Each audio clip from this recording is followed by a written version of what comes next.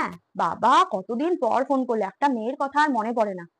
হ্যাঁ, হ্যাঁ, বাড়িতে সবাই ভালো আছে। শ্বশুর, শাশুড়ি, ননদ সবাই ভালো আছে। হ্যাঁ, শাশুড়ি তো ভীষণ ভালো মা। ১ বছর হলো বিয়ে হতে যাচ্ছে।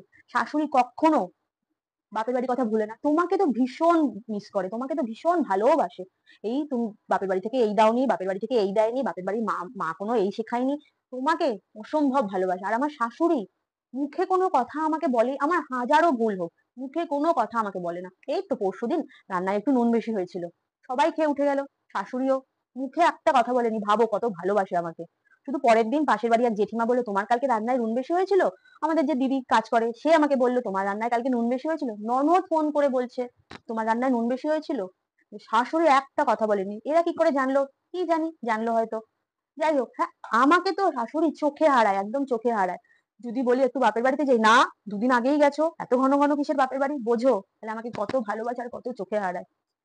বাপের বাড়ি যে কি করে মিস করবো বলতো? বাপের বাড়ি নিয়ে আমাকেই ভুলতে দেয় না। দিনরাত বাপের বাড়িতে এই শেখায়নি, ওই শেখায়নি। খুব ভালো মা, সবাই খুব ভালো। স্পেশালি শাশুড়ি। আমাকে তো বুকের মধ্যে রাখে একদম। আজকের মতন রাখি। নাহলে তো আবার শাশুড়ি আমাকে চোখে হারায়। বলবে, "এতক্ষণ কোথায় ছিলে? এতক্ষণ ফোনে কথা কার সাথে বলেছো? এত ঘন ঘন।" না গো মা, রাখি হ্যাঁ?